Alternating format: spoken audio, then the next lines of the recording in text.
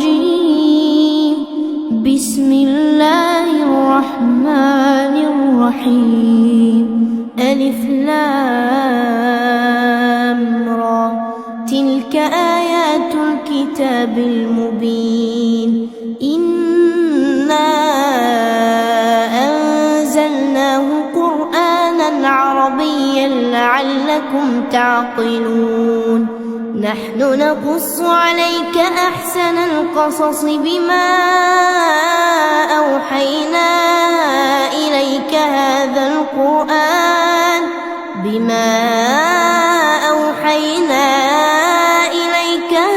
القرآن وإن كنت من قبله لمن الغافلين. إذ قال يوسف لأبيه يا أبت إني رأيت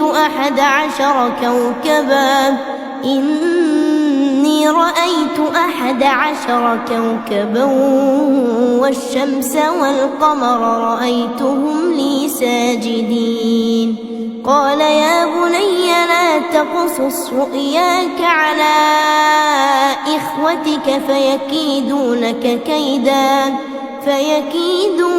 كيدا إن الشيطان للإنسان عدو مبين. وكذلك يجتبيك ربك ويعلمك من تأويل الأحاديث ويتم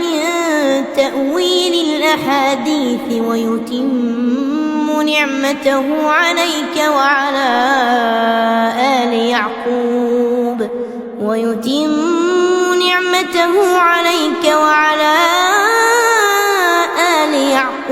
كما أتمها على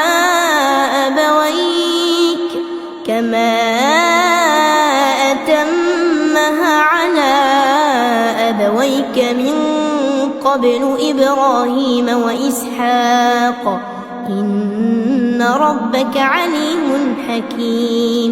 لقد كان في يوسف وإخوته آيات للسائلين. إذ قالوا ليوسف وأخوه أحب إلى أبينا منا ونحن عصبة إن أبانا لفي ضلال مبين. اقتلوا يوسف أو اطرحوه أرضا يخل لكم وجه أبيكم وتكونوا من بعده قوما صالحين. قال قائل منهم لا تقتلوا يوسف وألقوه في غيابة الجب يلتقطه بعض السيارة إن كنتم فاعلين. قالوا يا أبانا ما لك لا تأمنا على يوسف وإنا له لناصحون. أرسله معنا غدا يرتع ويلعب وإنا له لحافظون. قال إني ليحزنني أن تذهبوا به وأخاف أن يأكله الذئب وأنتم عنه غافلون. قالوا لئن أكله الذئب ونحن عصبة إنا إذا لخاسرون. فلما ذهبوا به وأجمعوا أن يجعلوه في غيابة الجب وأوحينا إليه لتنبئنهم بأمرهم هذا وهم لا يشعرون. وجاءوا أباهم عشاء يبكون. قالوا يا أبانا إنا ذهبنا نستبق نستبق وتركنا يوسف عند متاعنا فأكله الذئب وما أنت بمؤمن لنا ولو كنا صادقين. وجاءوا على قميصه بدم كذب قال بل سولت لكم أنفسكم أمرا فصبر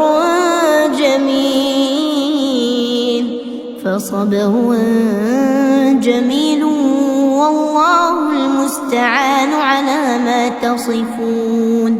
وجاءت سيارة فأرسلوا واردهم فأدلى دلوه قال يا بشرى هذا غلام وأسروه بضاعة والله عليم بما يعملون. وشروه بثمن بخس دراهم معدودة وكانوا فيه من الزاهدين. وقال الذي اشتراه من مصر لامرأته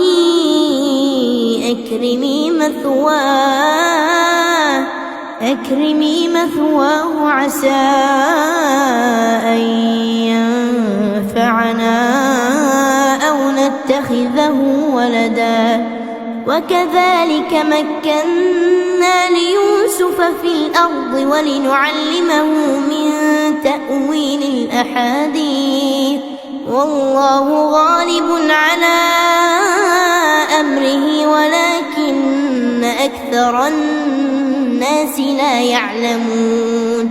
ولما بلغ أشده آتيناه حكما وعلما وكذلك نجزي المحسنين.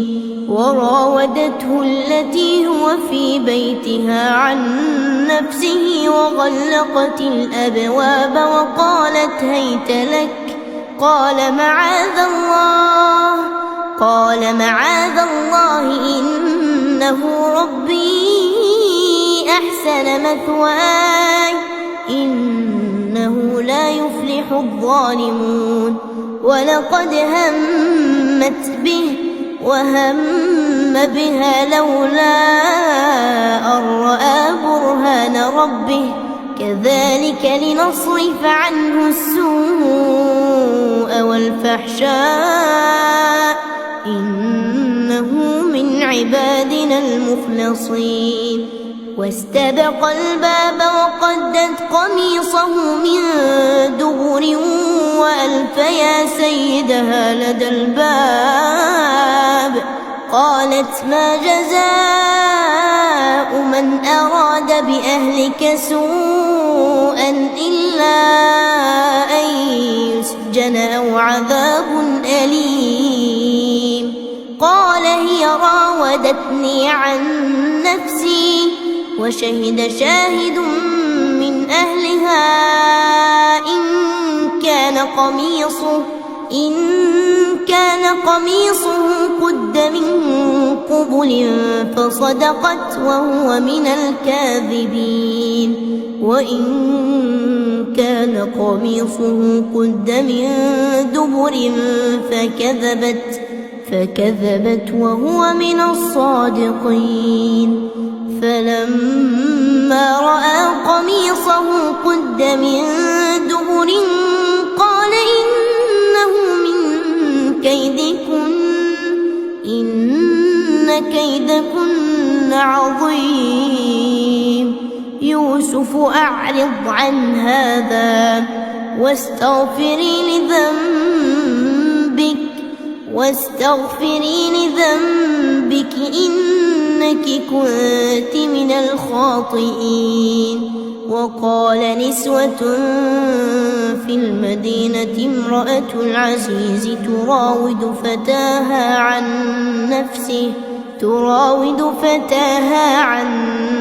نفسه قد شغفها حبا إنا لنراها في ضلال مبين. فلما سمعت بمكرهن أرسلت إليهن وأعتدت لهن متكئا وآتت كل واحدة منهن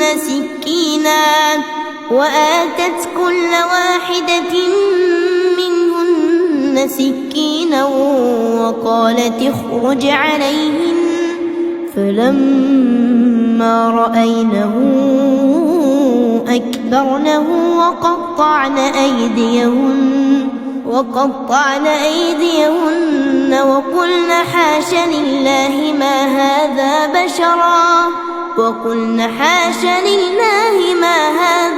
بشرا إن هذا إلا ملك كريم. قالت فذلكن الذي لمتنني فيه ولقد راودته عن نفسه فاستعصم ولئن لم يفعل ما آمره ليسجنن وليكون من الصاغرين. قال رب السجن أحب إلي مما يدعونني إليه وإلا تصرف عني كيدهن أصب إليهن وأكن من الجاهلين. فاستجاب له ربه فصرف عنه كيدهن إنه هو السميع العليم.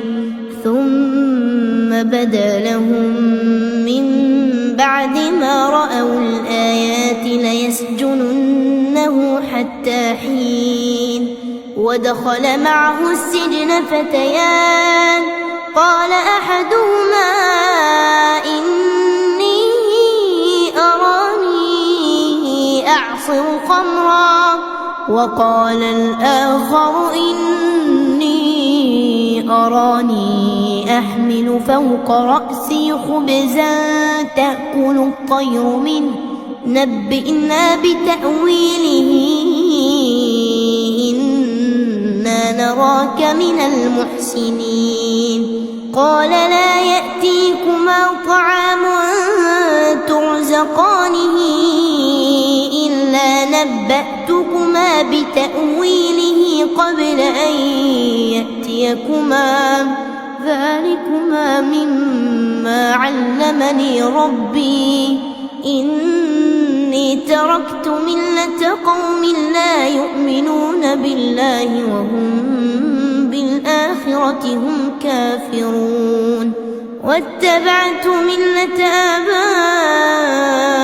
آبائي إبراهيم وإسحاق ويعقوب ما كان لنا أن نشرك بالله من شيء ذلك من فضل الله علينا وعلى الناس ولكن أكثر الناس لا يشكرون. يا صاحبي السجن أأرباب متفرقون خير أم الله الواحد القهار. ما تعبدون من دونه إلا أسماء سميتموها أنتم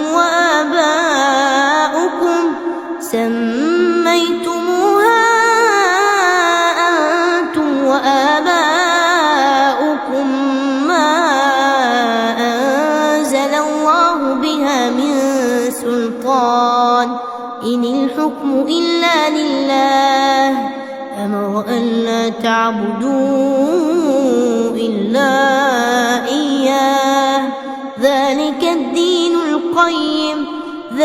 الدين القيم ولكن أكثر الناس لا يعلمون. يا صاحبي السجن أما أحدكما فيسقي ربه خمرا وأما الآخر فيصلب فتأكل الطير من رأسه قضي الأمر الذي فيه تستفتيان وقال للذي ظن أنه ناج منهما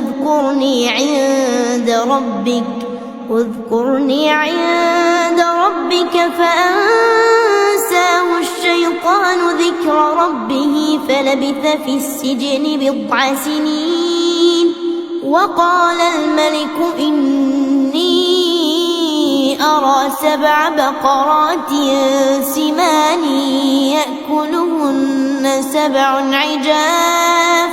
يأكلهن 7 عجاف و7 سنبلات خضر وأخر يابسات يا أيها الملأ أفتوني في رؤياي إن كنتم للرؤيا تعبرون قالوا أضغاث أحلام وما نحن بتأويل الأحلام بعالمين وقال الذي نجا منهما وادكر بعد أمة أنا أنبئكم بتأويله فأرسلون يوسف أيها الصديق أفتنا في 7 بقرات سمان يأكلهن 7 عجاف و7 سنبلات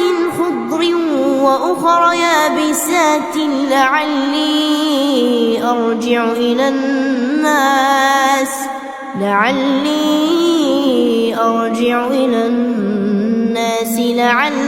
يعلمون قال تزرعون 7 سنين دأبا فما حصدتم فذروه في سنبله إلا قليلا مما تأكلون ثم يأتي من بعد ذلك 7 شداد يأكلن ما قدمتم لهن إلا قليلا مما تحصنون ثم يأتي من بعد ذلك عام فيه يغاث الناس وفيه يعصرون وقال الملك ائتوني به فلما جاءه الرسول قال ارجع إلى ربك فاسأله ما بال النسوة اللاتي قطعن أيديهن إن ربي بكيدهن عليم قال ما خطبكن إذ راوتن يوسف عن نفسه قلنا حاش لله ما علمنا عليه من سوء قالت امرأة العزيز الآن حصحص الحق أنا راودته عن نفسه وإنه لمن الصادقين ذلك ليعلم أني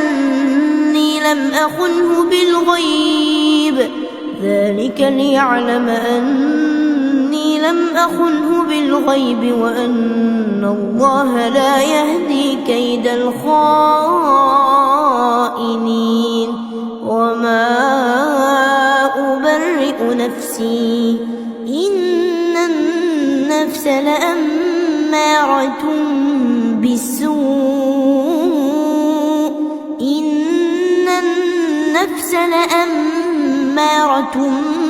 بالسوء إلا ما رحم ربي إن ربي غفور رحيم وقال الملك ائتوني به أستخلصه لنفسي فلما كلمه قال إنك اليوم لدينا مكين أمين قال اجعلني على خزائن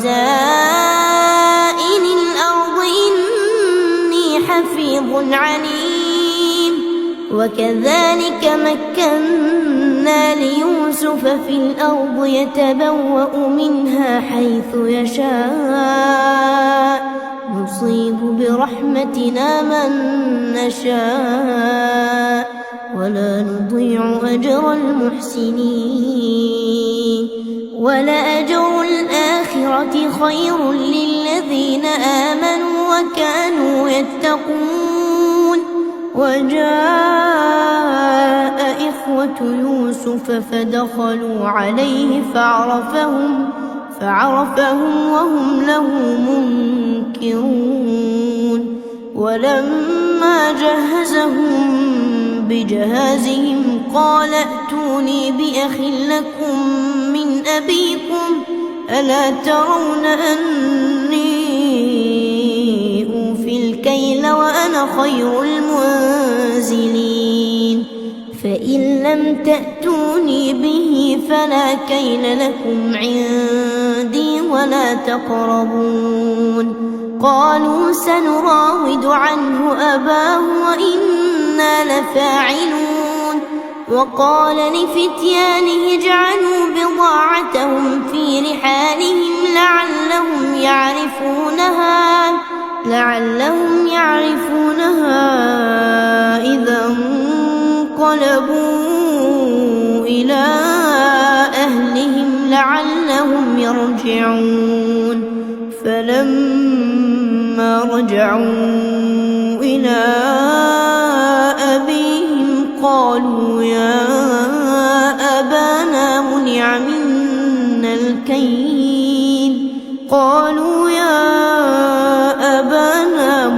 منا الكيل فأرسل معنا أخانا نكتل وإنا له لحافظون قال هل آمنكم عليه إلا كما أمنتكم على أخيه من قبل فالله خير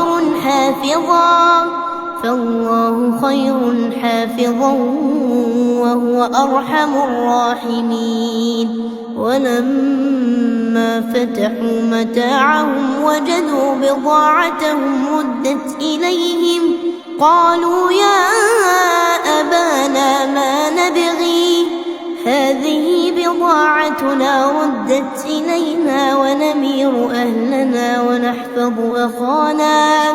ونحفظ أخانا ونزداد كيل بعير ذلك كيل يسير قال لن أرسله معكم حتى تؤتون موثقا من الله لتأتونني به إلا أن يحاط بكم فلما آتوا موثقهم قال الله على ما نقول وكيل وقال يا بني لا تدخلوا من باب واحد وادخلوا من أبواب متفرقة وما أغني عنكم من الله من شيء إن الحكم إلا لله عليه توكلت وعليه فليتوكل المتوكلون ولما دخلوا من حيث أمرهم أبوهم ما كان يغني عنهم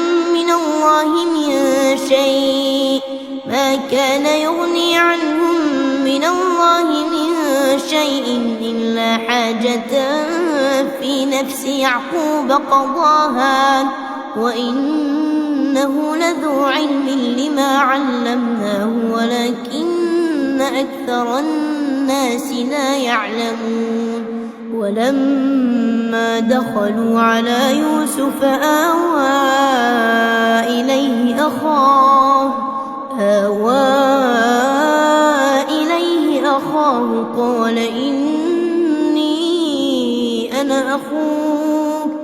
قال إني أنا أخوك ربك فلا تبتئس بما كانوا يعملون فلما جهزهم بجهازهم جعل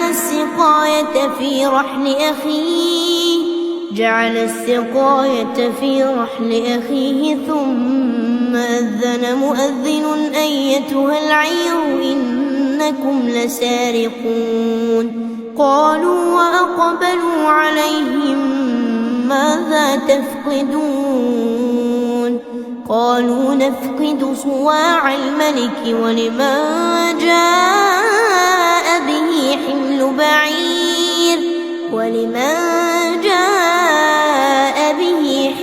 بعير وأنا به زعيم قالوا تالله لقد علمتم ما جئنا لنفسد في الأرض وما كنا سارقين قالوا فما جزاؤه إن كنتم كاذبين قالوا جزاؤه من وجد في رحله فهو جزاؤه كذلك نجزي الظالمين فبدأ بأوعيتهم قبل وعاء أخيه ثم استخرجها من وعاء أخيه كذلك كدنا ليوسف ما كان ليأخذ أخاه في دين الملك إلا أن يشاء الله نرفع درجات من نشاء وفوق كل ذي علم عليم قالوا إن يسرق فقد سرق أخ له من قبل فأسرها يوسف في نفسه ولم يبدها لهم قال أنتم شر مكانا والله أعلم بما تصفون قالوا يا أيها العزيز إن له أبا شيخا كبيرا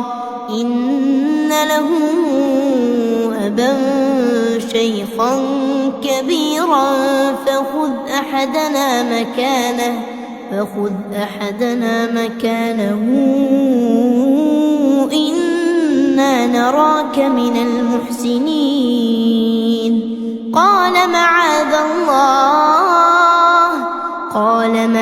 الله أن نأخذ إلا من وجدنا متاعنا عنده إنا إذا لظالمون فلما استيئسوا منه خلصوا نجيا قال كبيرهم ألم تعلموا أن أباكم قد أخذ عليكم موثقا من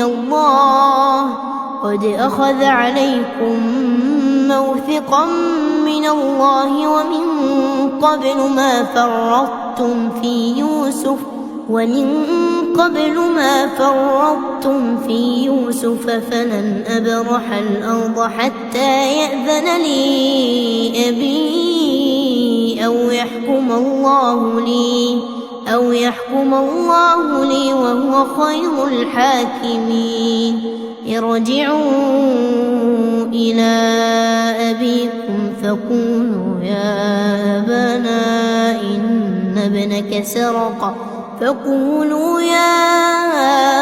أبانا إن ابنك سرق وما شهدنا إلا بما علمنا وما كنا للغيب حافظين واسأل القرية التي كنا فيها والعير التي أقبلنا فيها وإنا لصادقون قال بل سولت لكم أنفسكم أمرا فصبر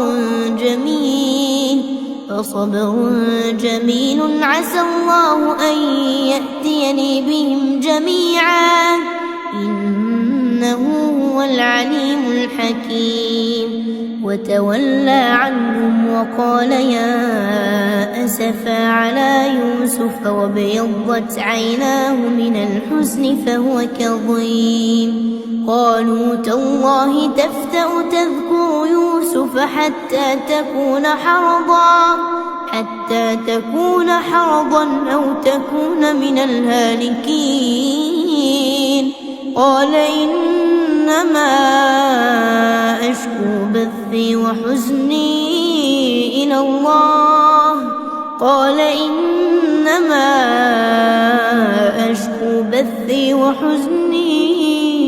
إلى الله وأعلم من الله ما لا تعلمون. يا بني اذهبوا فتحسسوا من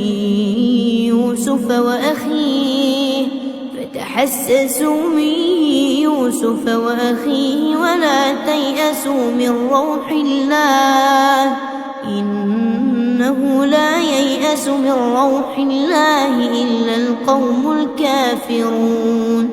فلما دخلوا عليه قالوا يا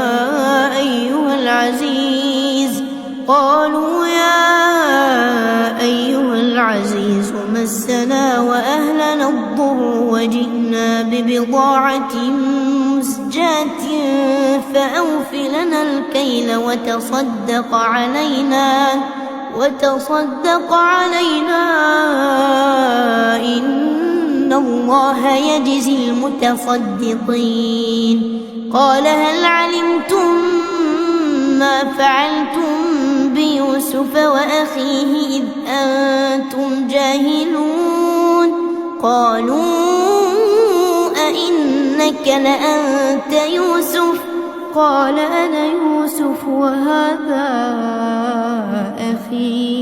وهذا أخي قد من الله علينا إنه من يتق ويصبر فإن الله لا يضيع أجر المحسنين. قالوا تالله لقد آثرك الله علينا وإن كنا لخاطئين. قال لا تثريب عليكم اليوم يغفر الله لكم وهو أرحم الراحمين. اذهبوا بقميصي هذا فألقوه على وجه أبي يأت بصيرا وأتوني بأهلكم أجمعين. ولما فصلت العير قال أبوهم إني لأجد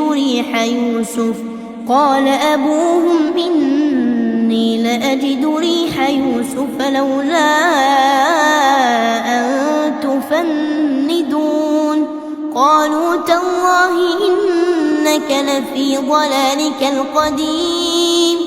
فلما أن جاء البشير ألقاه على وجهه فارتد بصيرا.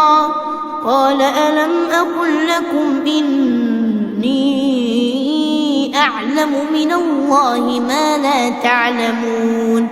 قالوا يا أبانا استغفر لنا ذنوبنا إنا كنا خاطئين. قال سوف أستغفر لكم ربي إنه هو الغفور الرحيم. فلما دخلوا على يوسف آوى إليه أبويه وقال ادخلوا مصر إن شاء الله آمنين. ورفع أبويه على العرش وخروا له سجدا وقال يا أبت هذا تأويل رؤياي من قبل قد جعلها ربي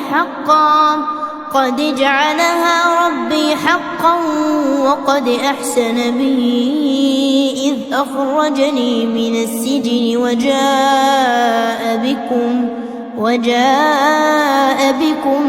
من البدو من بعد أن نزغ الشيطان بيني وبين إخوتي إن ربي لطيف لما يشاء إنه هو العليم الحكيم رب قد آتيتني من الملك وعلمتني من تأويل الأحاديث فاطر السماوات والأرض أنت ولي في الدنيا والآخرة توفني مسلما وألحقني بالصالحين ذلك من أنباء الغيب نوحيه إليك وما كنت لديهم إذ أجمعوا أمرهم وهم يمكرون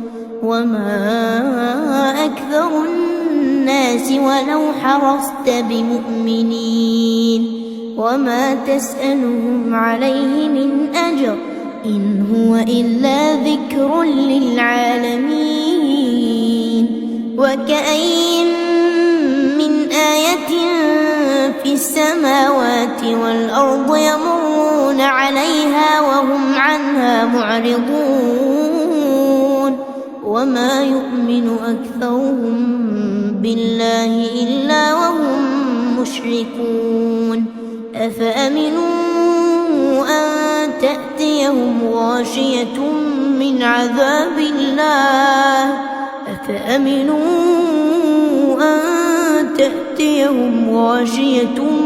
من عذاب الله أو تأتيهم الساعة بغتة وهم لا يشعرون قل هذه سبيلي أدعو إلى الله على بصيرة أنا ومن اتبعني وسبحان الله وما أنا من المشركين وما أرسلنا من قبلك إلا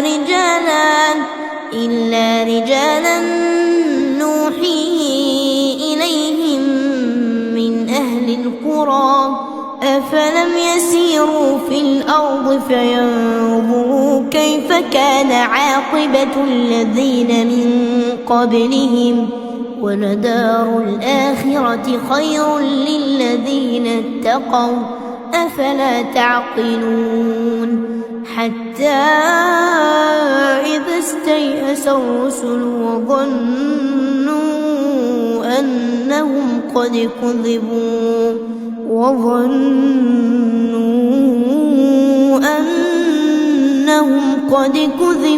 جاءهم نصرنا فنجي من نشاء ولا يرد بأسنا عن القوم المجرمين لقد كان في قصصهم عبرة لأولي الألباب ما كان حديثا يفترى ولكن